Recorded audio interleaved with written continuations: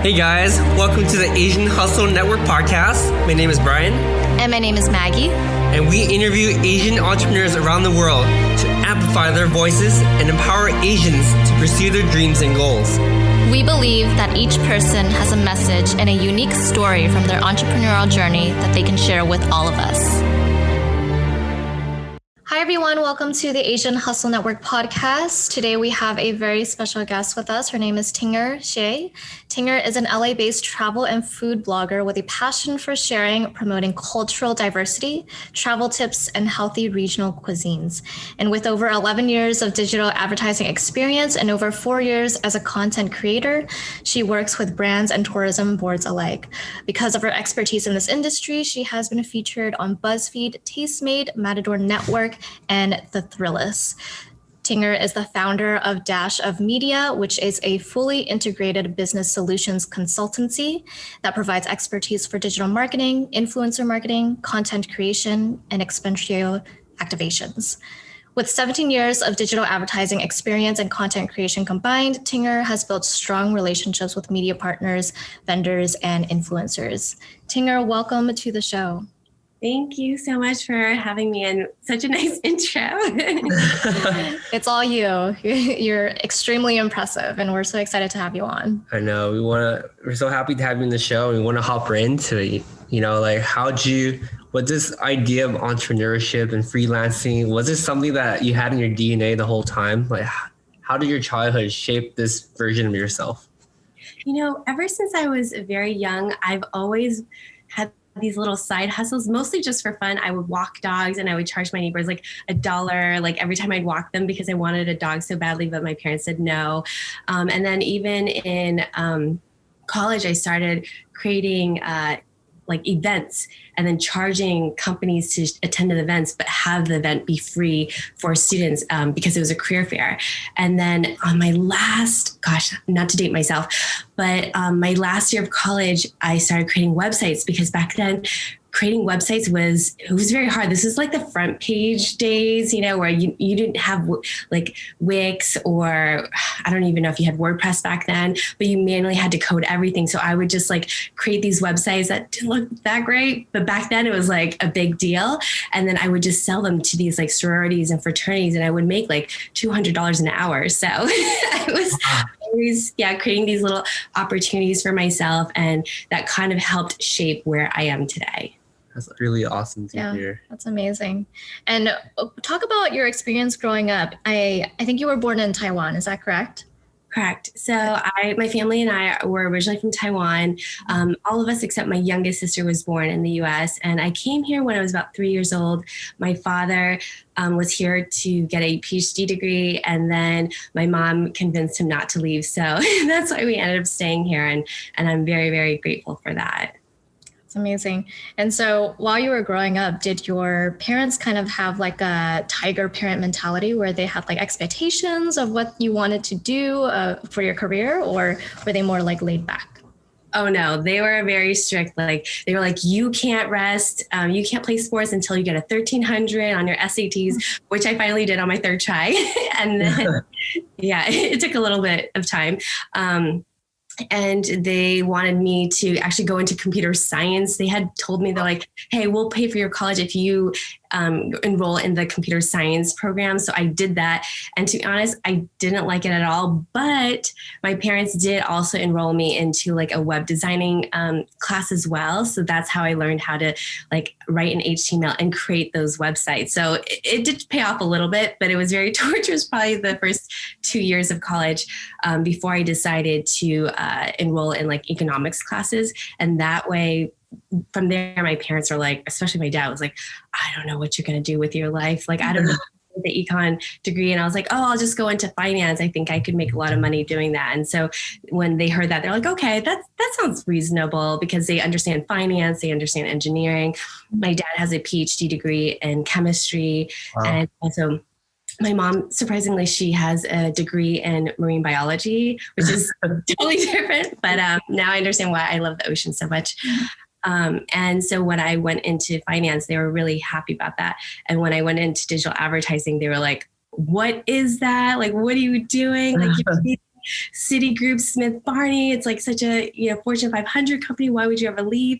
And I'm like, Mom, I'm getting paid like 25% more at my next job than this job. And they're like, it doesn't matter. And they just didn't understand the digital advertising world until probably when I moved over to MySpace at some point. They're like, oh, okay, we know what MySpace is. And before that, they're like, I don't know what that is. Yeah, that's so cool to hear. I mean, I don't want to date myself, but when I majored in computer science, my parents are like, what is that? Is that going to make you any money? Why can't you just be a traditional doctor? You know? Yeah. But yeah, I think with parents, at the end of the day, it's like they want you to be happy and they want you to be financially stable. Yeah. And it's just a parent mentality. When you look at it from our future perspective, when we're parents in the future, we want our kids to do something that is sustainable, that can carry out their strength and provide them the life that we think that they should be happy with, right? Mm-hmm. And then when you demonstrate that you can be happy with this, this new space, it's when they start building confidence in you. But they're not confident right off the bat. It takes a lot of time and effort to show them this is a possibility. I think it's just a natural reaction too, because they're not familiar with all the new industries and fields that you can go into to make money now. So whenever they hear of something that they don't know about, they're like, are you sure? Like, how are you going to make money like that? So it really just takes some warming up to do and to show them that, this is a viable way to make money and I can show you. Yeah. I mean, kind of walk us through it. Like, what was the full transition like into this new world? And like, what has it shown you about the world? And how, like, talk about your cool experiences too. Yeah. So fast forward past, my finance career and then now in the digital advertising world, I want to say about a few years, maybe 5 years after I started working digital advertising, I started working in sales, and then I always knew I wanted to do something for myself. I hate when people tell me what to do. So I think that's always one of the reasons why maybe other entrepreneurs start as well. And I always wanted to equate my efforts and my work with my income. And I always thought that way ever since I started working. And so what ended up happening was I was actually on a weight loss journey to lose 20 pounds in about 2.5 months. And then started asking, like, how did you do that? So then I started teaching people through an MLN, and I know they get like a bad rep, but I actually had such a great experience teaching people how to shift their mindset to become more open, and also what they could do to improve themselves, and to think of sales not as like a snake oil or a shoe salesman, or not that I'm knocking any of those jobs because they're all important. But that like you're actually helping people, you're providing a service, you're providing a product that could eventually help them in the end. And so with that mentality, I thought I could help a lot more people lose weight if I just start posting this on social media. And so I started my blog to post the recipes of like different ethnic foods that are lower carb that helped me lose weight, and that people were asking me because they're like, Tinger, I don't want to eat salads anymore. I'm like, I don't want to eat salads anymore either. Yeah. So I started creating those recipes, and then people started asking like, hey, what can I eat that's, that when I go out to eat, because I don't like to cook, I don't know how to cook. And so I started posting those types of foods that you could eat that are relatively lower carb on my social media channel. And then people started messaging me from like all over the world, like India, the Middle East, like Europe. They're like, hey, thanks for sharing this. Like, because of you, I started losing weight, just making small tweaks. And I always preach, it's not about perfection, it's about progress. So I love that. Yeah, that's basically how I started. And then the turning point for me of like going full time is actually I was working for a company that was working with influencers. And because I was already starting my blog and I was starting to become a budding influencer, I started working for the platform Tastemade and hosting shows. And it started to become a conflict of interest because number one, I was doing shows I started doing like one show during a weekday when I should have been working. Sorry to my old boss. And then eventually because I was on Tastemade, I started getting sponsorships for the live show. And because I was doing that, I was like, oh, this is now becoming a conflict of interest, because like, am I supposed to give my company a cut of this, or how does this work? So I ended up deciding to like invest in myself and believe in myself and just take that leap of faith.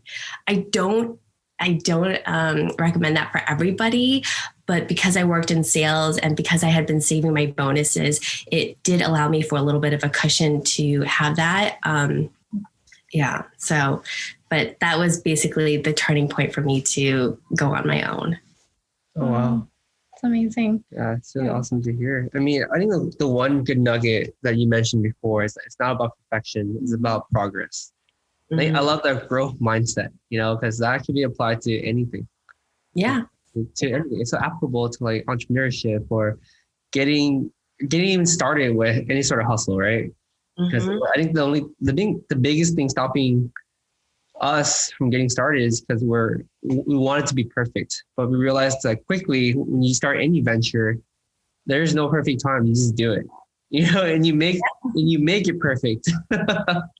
So I appreciate that. Yeah, absolutely. And I love how you kind of like grew into this space where, you realize that you were helping other people, and you get to do what you love, as well as getting the satisfaction of people saying like, hey, Tinger, like, I love what you're doing. Like, I was able to lose some weight based on like what you were putting out. I thought that was like the best feeling. And that was probably what drove you to even continue, right? Yeah. So we know that you travel a lot around the world. Like, how many countries have you traveled to when you started this entrepreneur journey? Yeah. And what made you how did that kind of start? Like, how did you decide, okay, I'm travel the world and start trying out different foods all over the world? Yeah. And be this cool influencer that we follow on Instagram. Yeah. I think, well, I can't speak for all Asians, but I feel like inherently we love food, any kind of food that like tastes good. And so I started traveling back in 2007, way before I started my blog. And I started my blog around like 2015. And one of the main reasons why I did that was because I was coming off of a really hard breakup and I just wanted to go somewhere tropical and fun and good people and good food. So I ended up going to Rio de Janeiro. And I also have family in Brazil, like extended family in Brazil. And I remember my aunt, my mom's cousin, had told me like, oh, you should go to Brazil. It's great. It's wonderful. And so when I was coming off this like really harsh breakup, I decided I'm like, I need to go somewhere. And I thought about the Snoop Dogg video, Beautiful. I don't know if you've seen it. But I thought of that video and I was like, I gotta go there. So that's how I ended up going and started traveling. And because I had such a great time, I went back again 2 months later. And then every year, like at least twice a year, I just travel internationally to a different location. And I got really inspired by the people that I would meet along the way, lessons I would learn like from my dad about like not wasting food, and going to Bali and seeing how hot and humid and how hard these people are working in the field to get your rice. And so from then on, I was like, okay, I will not wait. Definitely don't waste rice, but just be more cognizant of like, eating or getting enough food for that day or for that week, and trying not to waste food because people work really hard for that. So. Right. Yeah. That is so amazing just hearing you say it. I think that a lot of people actually, when they're unhappy with their job, they actually say, I wish I can just quit my job and travel and eat full time, just like very much like you did. And I think that is the goal. That is the dream. I think that a lot of people think that, it's so easy, to do that, to do what you love. But can you talk about like, what was like the hardest thing to do that, especially because you were traveling alone and as a female solo traveler, like, what are some of the hardest things that you had to endure just traveling alone? Yeah, and just add on to Maggie too, like how do you run a logistic business while traveling? Mm-hmm. Yeah. So, the first few years I wasn't running a business. I was just doing it for fun. And then I had accumulated a lot of like friendships over that time period and a lot of knowledge with regards to food. And then when I started running my business on how to show people how to lose weight, I was taking all of that experience and putting it into the different recipes to show people. And then while I'm traveling, I'm lucky where I have a virtual assistant who does help me from time to time. And also a lot of times different types of campaigns or partnerships are very cyclical. And so there are certain time periods that like certain regions of the world, they need a little bit more press for travel. So then I'll work on those campaigns then. And then there's other time periods where like it's a little bit more food focused. So usually the last quarter of the month, I don't really travel as much because that's when all of the different brands are looking to work with content creators to, hone in on the holiday sales. Absolutely amazing. And so, when you were starting out, going traveling and stuff, can you talk about like what was your most amazing meal that you had thus far? Okay, one of my most amazing meals, I do want to preface by saying hunger makes the best flavor. So I was definitely very hungry. One of my most favorite meals that I can remember was actually in Morocco. And after a very, very long flight there and like looking for what's called a riad, which is a bed and breakfast, this taxi, he took us to, it was me and my ex-boyfriend at the time. He took us to a riad, and on top of the riad was one of the nicest like restaurants in all of where was it? Not Fez, in Fez. And like there was some woman playing the harp. They had all of this food out and they were so nice and just showed such great hospitality as if they were your family. It was amazing. If we got like a little bit cold, they had a blanket that they would put on you. I mean, they were just short of like spoon feeding you. The food, if you love like the savory, sometimes slightly sweet types of foods and almost and you want to try different types of foods, they have this thing called meze plates. Have you heard of that? Mm-hmm. Yeah. Yeah, so they had a bunch of meze plates, and then one of my favorite foods is tagine. So they had like a lamb tagine, they had like a chicken tagine, and I just ate everything. And they're like, "Oh, we have more food." I was like, "Oh my gosh, I don't think I have any more." But it was just, the weather was like 70s or like 70s, 73 degrees. And it's like a light breeze. You hear the harp playing. You have like delicious music. I mean, it was for me like one of the most like memorable like food experiences. Wow. Yeah, That's awesome amazing. I am getting hungry just hearing you. I'm about to eat after this. I'm hungry. Yeah, I want to quickly talk about your company, Dash of Media. How did this company come about, and how did you work with different brands and find clients for this company that you started? Mm-hmm. Sure. So it's kind of a situation where as a creator, I get asked enough times where other brands are asking me like, "Hey, do you have any other creators that you could recommend for this campaign?" I'm like, "Yes, I do," because now I'm like in this industry as a creator.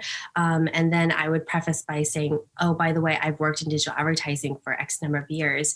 And then, so I know exactly what the brands are looking for because I've literally worked across almost all of the Fortune 500 companies at one point, like every single major vertical across the entire US you could ever imagine. Like I've worked on it, from anything from like auto, entertainment, CPG, to like even weird, like spammy, like weight loss or like obscure, like political campaigns. I ran those campaigns. So I'm pretty well versed in what most brands are looking for. And so because I can speak both languages, a lot of brands are curious as to how to work more efficiently with creators. And so because of this demand for, that type of partnership, I was able to create Dash of Ting to put those two together. And of course, I can give like more like a branding, like overall branding perspective for brands as well through social media. But my favorite is actually helping a lot of brands, find a particular influencer that they're looking for to like hit the niche market pretty much anywhere in the world.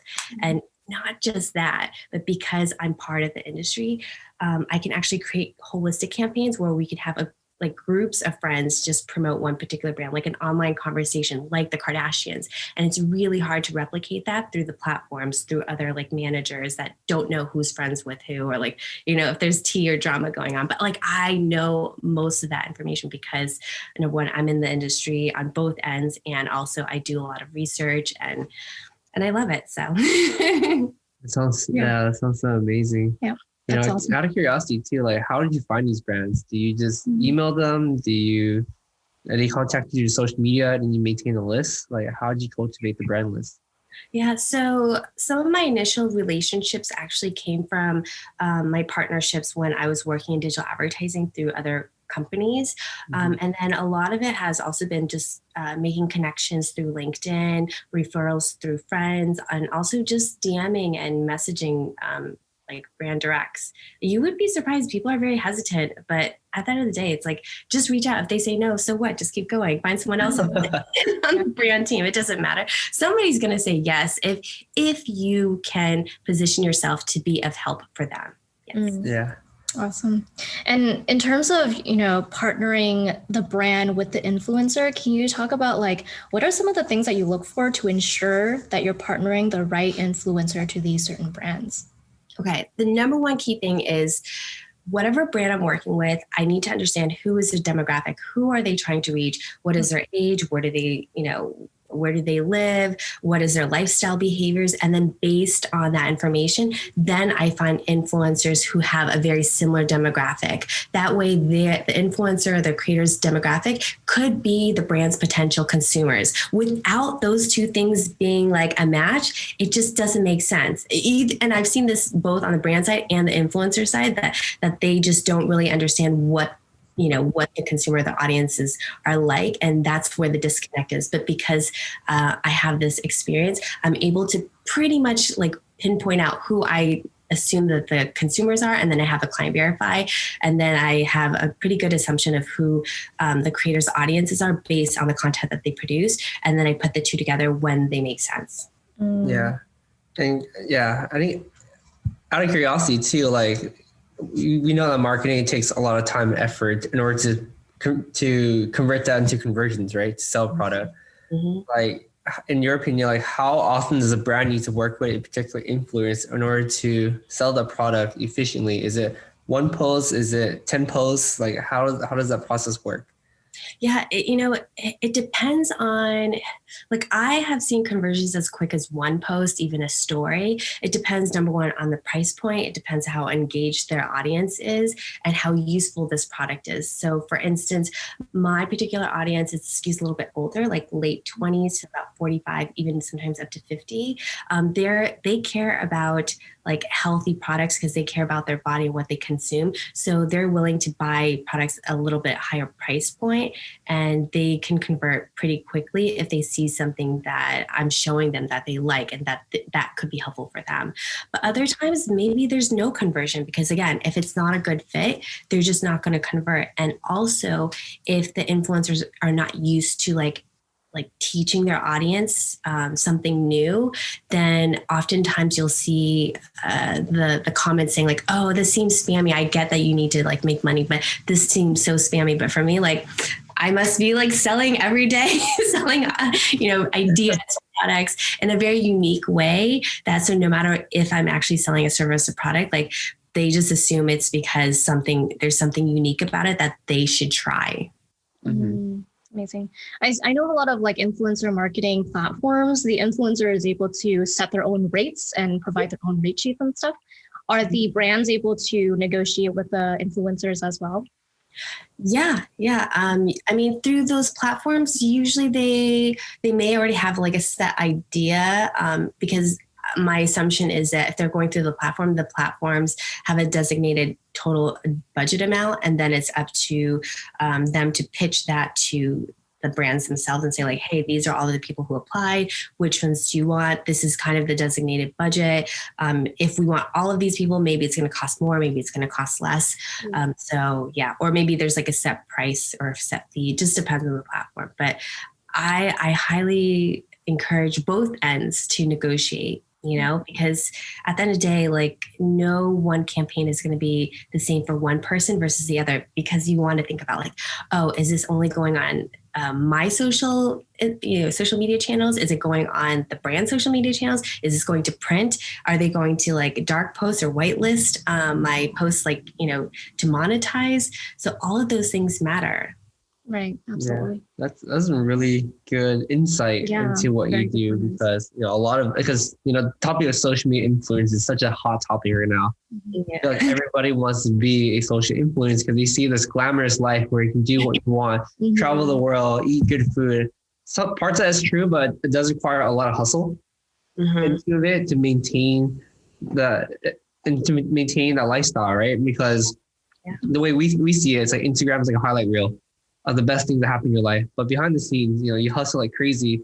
Those are the part that you want to highlight to people, that that it does take a lot of hustle, drive, and concentration to make these things happen. And as we're transitioning the topic over to social media, I know I've been seeing you a lot on Clubhouse lately. Yeah. So based on the topic of social media, what is your opinion on being an early adopter for different type of platforms? And at what point should you start honing down and doubling down on a certain platform than the other social media platforms? Because it's just so many nowadays, right? It's just so overwhelming. Yeah. I say pick platforms that you absolutely love to be on.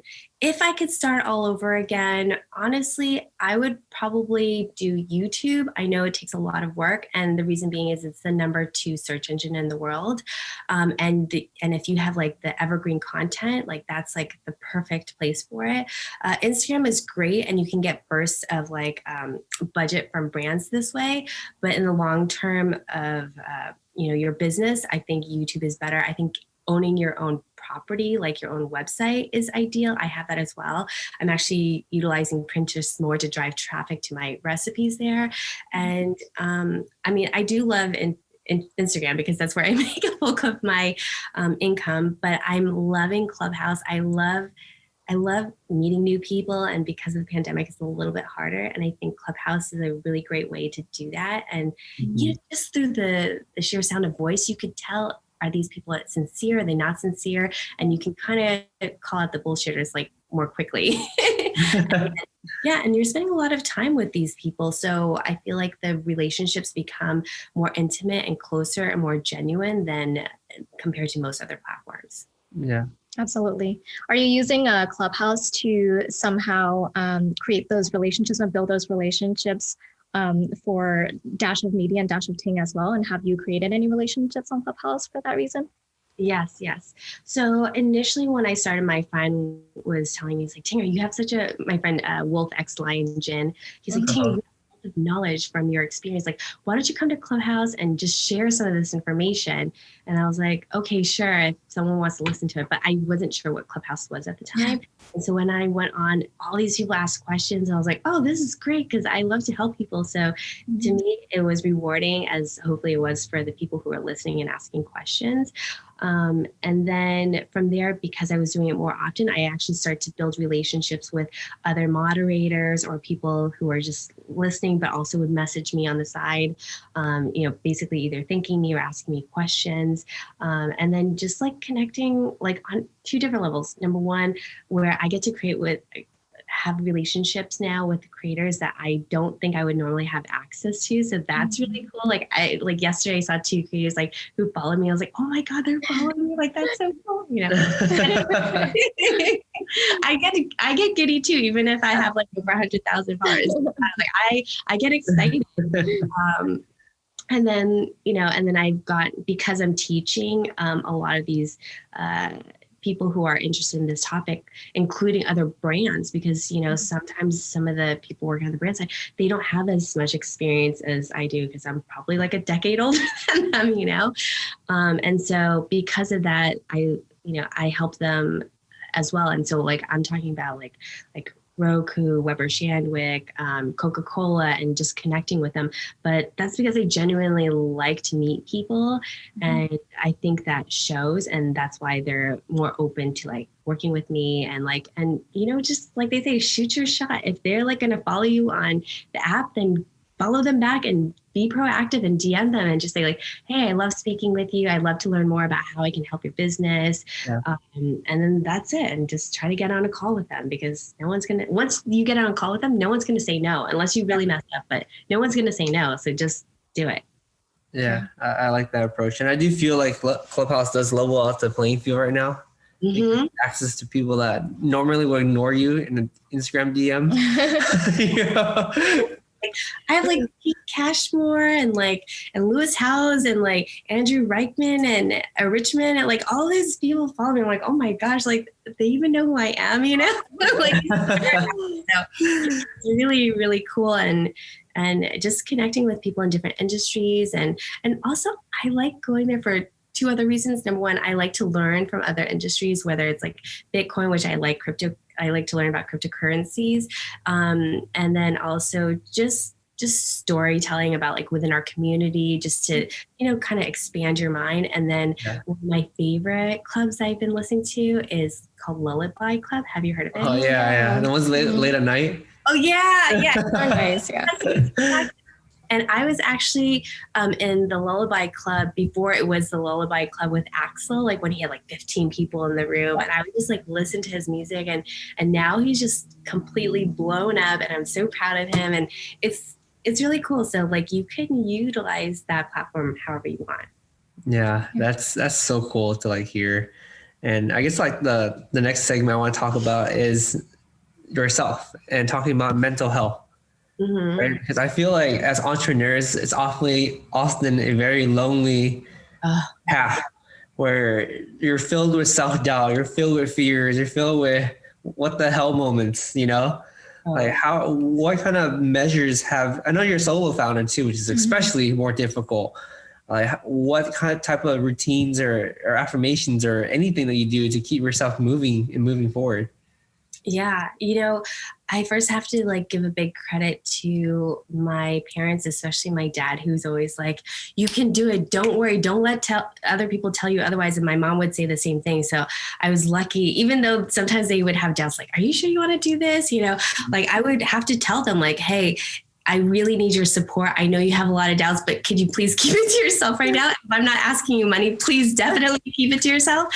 And then another part is I have a friend named Shaman Durek, and he helped me go through a lot of these different exercises to help remove like a lot of self-doubt and, increase my positive mindset, and like to listen to YouTube channels and podcasts.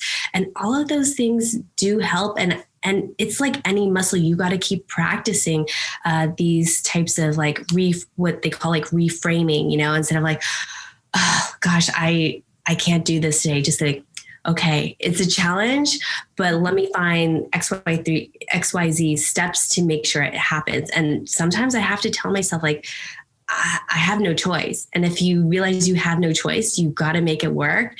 And for me, I told myself like, I can't go back to corporate. I can't like tell my parents I'm a failure because that's not a choice. Like, I don't want to move back to my mom's house. So it's like, it's that added pressure for myself, that I don't want those things to happen. So I have to force myself to make it work. And I also want to say that one of my old managers at one of my, my advertising companies, she was like a military sergeant. She would be like, I would tell her like, oh, I'm done. Like, I couldn't find the answer to this. She's like, no, keep looking. I was like, okay, Tiger Mom. And I'm glad she forced me to do that and to not give up. She's like, you cannot give up until the VP of operations says that he doesn't have an answer to. Uh-huh. And so I always keep that in the back of my mind, like, hey, figure out a way. There's a way. So. Wow, love that mentality. It just definitely shows how strong you are as a person. I try, but full disclosure, there are many days I do have a lot of self-doubt. There are many days that do get very lonely because, as you guys know, as entrepreneurs as well, like, you're working, you're typing away, creating projects, and whatnot. And like, so you're by yourself a lot of times. And I think people don't realize, they just see, the glamorous side, like, oh, Tinger is like out traveling. Oh, Tinger is eating. It's like, but they don't understand like, oh, by the way, I only slept like 5 hours last night. And for this entire trip, especially with my last trip to Mexico, they don't understand that. I like had like a whole schedule, and then by the time it's like 9-10 o'clock, I have to go to my room. I have to actually finish like responding to emails for like current campaigns, old campaigns, new campaigns, and then I have to wake up really early in the morning to like maybe like take certain photos of the state, because now like starting 8 o'clock, I have to leave the property and do all these other projects, or like other things for the tourism board. So I think people forget that. And sometimes I have to go on these press trips alone. And so I go back to my hotel at night, and, it's just me. And I mean, luckily I have friends all over the world, so I can call them any time of the day. But yeah, it does get lonely when I'm like answering emails by myself. So I think having Clubhouse and having kind of like virtual friends through that is like, it does help, but it's not the same as in person. Yeah. Just out of curiosity too, I think a lot of us suffers from analysis paralysis, where it takes a long time for us to execute an idea just because we're so fearful of something, and just a point of reference too, like how long were you thinking about like this life that you wanted before you actually executed and left corporate? I feel like that jump for a lot of people is a huge hurdle, and a lot of people never jump. And when they do, it's like they're so stricken by fear that they can't do it anymore. So I just want to know what that planning process and the thought process was like for you.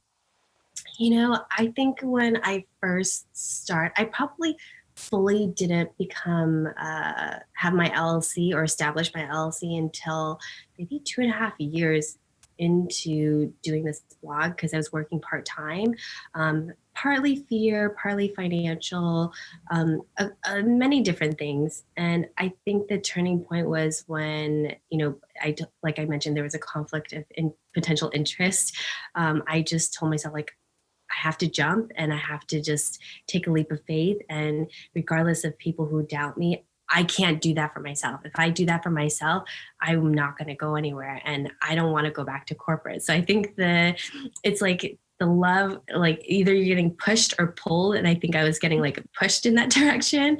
And then eventually I got pulled more into what I'm doing, just, kind of based on helping people and always sticking to that. Like, what am I doing? Because there are a lot of days I'm like, I don't want to create content. Like, I'm tired of this, or I'm just, like sometimes I wish it would be easier for me to just go back and work for someone. So it could be a little bit mindless, but it's just not fulfilling. I think you can get stressed about not having a job and also stressed about having a job that you don't like, that you're bored of. Mm-hmm. Yeah, absolutely. Yeah, very, very true. I think that resonates with a lot of us, especially in Asian Hustle Network. Just being like a female Asian leader in this industry, did you have to go through any like barriers or obstacles? And if so, like, how did you overcome them? I think in terms of barriers, gosh, I mean, I'm sure there's a lot of barriers that I've had to overcome just by being an individual, and maybe not being like a huge conglomerate. I think that's probably sometimes my biggest hurdle, versus being female or being Asian. I think mainly because I just don't think of it that way. I just think like, oh, I'm maybe a small business compared to like these multi-million-dollar businesses, and hopefully I will get there. I think those are kind of like where I think of, like, I try not to take race into consideration, although it definitely is, but I just try to do it on merit and value and what I can bring to the table. And so even on my Instagram page alone, like, I want to say majority of my audience is probably not Asian, maybe 50% or less are Asian. And I have like a really diverse group of people who are following me. And the main reason is because I'm trying to appeal to people who have a specific mindset versus someone with a specific cultural background. And the mindset is like, how can we be open? How can we like be more empathetic? How can we like learn from each other and enjoy each other's like food and culture and be curious? To me, that's more important. And I think sometimes one of the biggest struggles just on my end personally is how can I convey what I want to say in the most efficient way, the most articulate way, and also in a way that's fun and entertaining. Yeah. I love that you used your platform to bring people together because you try different foods from like many, many different cultures. So I'm going to ask the second to last question. So what is the one thing you can do today to improve your business tomorrow? Ask for more help and get more help. Hire more. It's something I'm working on because I like to be in the know of everything, but in order to, move forward faster, I do need to continuously like build up my team. So it's something I'm working on. I do have a couple different people who are helping me. But yeah, it's definitely just kind of letting go of the control a little bit and just trusting the process.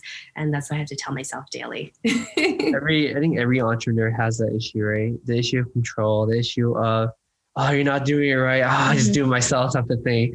But you're gonna burn yourself out. You can't scale that way. Yeah. You know, so you have to learn how to trust and build. And building teams is difficult. You know. Yeah. So. And also like you have to take time to like train someone, and that does take time. When I'm like, oh, I could just do it myself. It'll take 5 seconds, but like those 5 seconds keep adding up to like a lot longer than as if you were paying someone and pay someone as well. Yeah, exactly. Absolutely. And so we have a last question for you, but I might have a bonus question for you later on. But our last question would be, what one advice could you give to an aspiring entrepreneur? Tinger? Surround yourself with people that will continue to support you, even if it's through sharing, words of encouragement. But ultimately, you have to trust yourself. Don't let other people bog you down by saying like, oh, your opinion is not valid. You have to trust yourself and surround yourself with people who will support you, because it's not easy. It's very difficult. It's very, very lonely, this process. But if you can persevere and like keep those things in mind and how you can always help people, then you will succeed in what you're looking to do. Definitely. Love that advice. And my bonus question that I'm very curious about is, what is your hands down favorite food to eat while ensuring that you're staying healthy? Oh, and staying healthy? Yes. Oh gosh. It's like, damn it, what a catch. Yeah, question that caught me a little off guard. One of my favorite foods that I do like to eat, and I do eat often, is this noodle. It's called shirataki noodles. Have you heard of it? I've heard of it before. Yeah, but I don't get to eat it too often. Yeah, it's a low carb noodle. You can get it at like Whole Foods or like, especially in the Asian market, and also sometimes like, the general markets like Ralph's. And I love it because it's like 10 calories, like almost no carbs. And you can make that into like any pasta dish that you could possibly want to kind of like, feel like you're eating carbs and not eating carbs. But if it were like any guilty pleasure food that, let's say, calories didn't matter or carbs didn't matter, I would hands down eat tamales or barbecue pork buns. Those are probably one of my two favorites, and then pizza. So I think that was one of the first American foods I remember growing up eating was pizza. So those three. Okay. I was still going to ask you your guilty pleasure as well, because you sounded very excited. You knew exactly what. All right, what is your guilty pleasure? I'm just kidding. More of the common questions I get is like, what's your guilty pleasure? So I always remember those off the top of my head. I mean, there's a lot of different healthy types of foods you can eat. And I think that's what people forget, is that they think like, oh, healthy food, it's like rabbit food or whatnot. But it's like, and healthy, again, can be subjective. For me, it's like lower carb foods. So for instance, if you want to eat lower carb foods, you can have like Korean barbecue, Japanese barbecue, like, Middle Eastern barbecue. You can have like ceviche. So there's a lot of different options that you can choose from. And I'm just presenting those ideas to my audience. Right. Yeah. Love it. Amazing. And Tinger, how can our listeners find out more about you online? Sure. They can DM me on Instagram at Dash of Ting, and they can also email me at tinger@dashofting.com. And, if they want to check out my website or like, find me on Clubhouse. I'm on Clubhouse pretty frequently to connect. So please DM me. Well, thank you so much for being on today's podcast. Like, it's so good hearing from you and learning from you. Thank you. Yeah, it was great learning about you and your story. Thank you so much for being on the show, Tinger. Hey guys, we hope you enjoyed this episode. Please subscribe to the show. We would like to get to the top 10 on iTunes, so be sure to leave us a 5-star review. We release an episode every single Wednesday, so stay tuned. Thank you guys so much.